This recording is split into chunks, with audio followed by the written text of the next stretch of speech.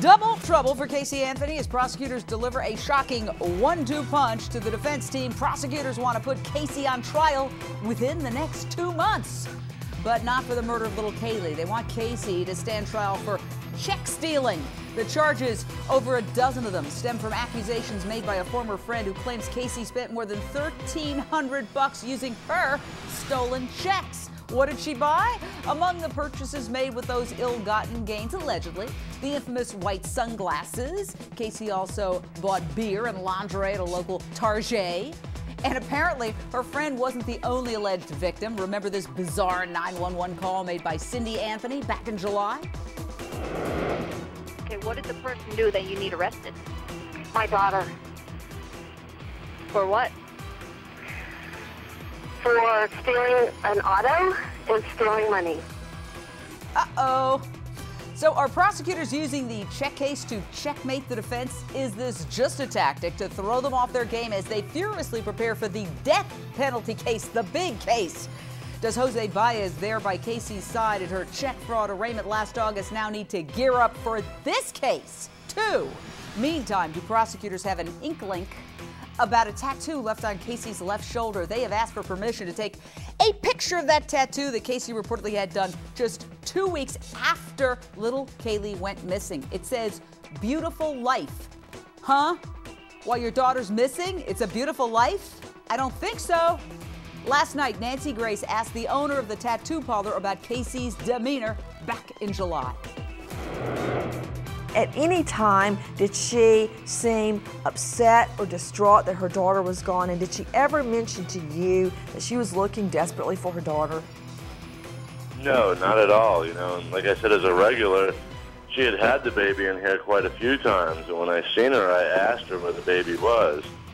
And she had told me she was with the nanny and would bring her with her for her appointment on the following Saturday.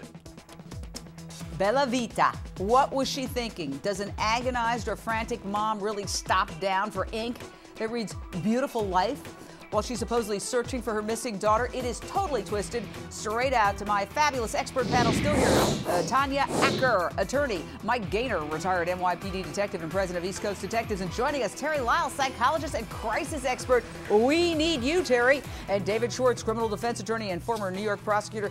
David, you're a former prosecutor. Is this a very shrewd strategic move on their part to put Casey on trial for check fraud ASAP in 2 months and distract the defense from the big case, the capital murder case? Yeah, Jane, I think strategy is the operative word. They're looking to gain a strategic advantage. They are looking to dirty up Casey Anthony before the big murder trial. I think it's a dirty tactic. I don't think the judge should allow this to happen.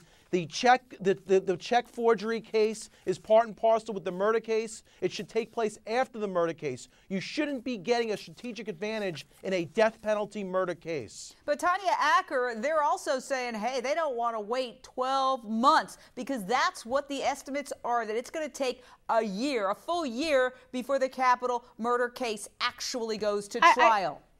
Jane, I think it'll take at least that. And frankly, I don't think it's a dirty tactic at all. I mean, you're talking about 2 different cases, different charges. The victims in this check hiding case certainly deserve to have justice, and they shouldn't have to await a long death penalty trial with a long preparation process. I don't think there's any reason that should wait at all. I understand why the defense wouldn't want it to wait. I mean, I do get their concern about it. But the notion that the prosecution has to wait simply because that's more convenient for Casey or this will make Casey look bad is simply not. Yeah, I mean that's just simply that. I don't understand any basis for that. Jane, justice in a check kiting case. We are talking about taking someone's life potentially in a criminal trial, a death penalty case. Forget about separate case or any case. When you have the death penalty here, that takes precedence over any case. There's no justice for a check kiting case. That comes after the death penalty. Well, the ultimate punishment in our society is the death penalty, and you cannot put a check kiting case on first. But it's not we're not going to kill her for kiting checks. No, but you're going she's not giving the death penalty. You're going to gain a strategic strategic advantage, and you should not be gaining a strategic advantage when the death penalty is on the line, when the ultimate punishment punishment is on the line. Well, hold Absolutely. on a second. Caylee Anthony allegedly has a history of stealing from not just her family, from her friends. Her own grandmother told cops Caylee dipped into her purse and helped herself to a check, which she then forged. Listen to this. I started checking out my checks, and one check was gone. So I went to the police station, and the officer found the license on the back of my check. You know, because I had the canceled check, or copy of the canceled check. And she ran it, and she says, "Do you know anybody in Orlando?" And I said, "Yeah." She said, "Do you know a Caylee Anthony?" I said, "My God, that's my granddaughter." That's the first thing I know, first chance I knew that she stole. And then there's Caylee's former friend, Amy Hizanga, who says Caylee spent $1,300 using checks she stole from her in July of last year, during the time that Caylee was missing. Caylee allegedly spent Amy's money on many different purchases at, you call it Target, I call it Target for fun, including those infamous white sunglasses we saw her in, the hoodie sweatshirt she was arrested in, beer, lingerie. So here's my question. I don't really understand this. If Caylee's convicted on these charges, could this actually be good for her murder defense by portraying her as a thief and a liar and saying, well, she's a thief and a liar, but she's not a killer? No, it's not going to help her one way or the other. And in fact, I agree that it's a waste of time to try her on these charges. There's no justice in it for the victims. They're not going to get reimbursed for any of the losses. There's a murder trial and a death penalty phase that she may be facing.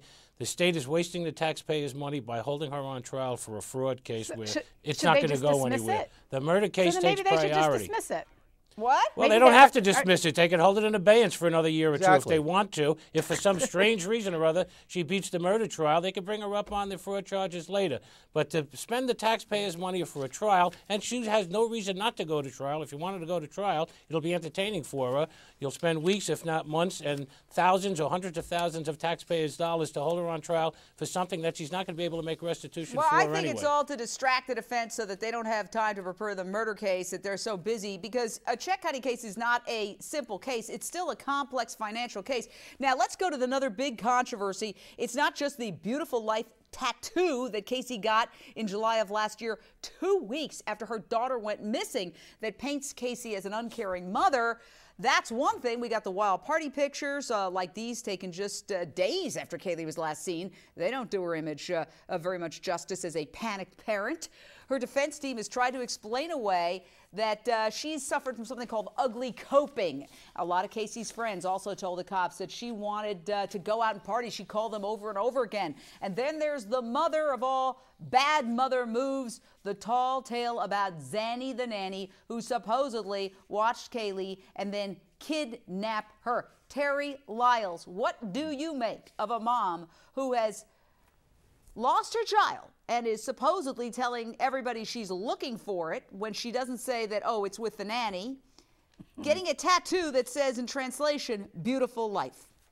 Well, I think, the attorneys would probably say it shows some type of motive, that there's something going on here. And I think from, you look at personality, you see something like this character that we talk about. I mean, what is she thinking if she's out doing this and her child is missing, or worse, even knows more if she does? It shows a character and a pattern there that is not rational. And I think that's the biggest issue, is we're not dealing with rationale. And we've talked about this before, Jane, with her parents, the issue with her mother. There's a lot of crisis in this family that's ongoing and continuous, and now it's being played out in the world courts for all of us to watch. But she also lied. 10 seconds, David. She also told the people at the tattoo parlor that, her daughter was with the nanny. Yeah, these are all things that make her look bad after the fact. It certainly attests to her character. But is this hard evidence? Is it hard evidence that a murder took place? And I'm not so sure. Certainly the prosecution is going to want to bring this home. They want it for a reason. Sure. Thank you, everyone, for your excellent insight and analysis.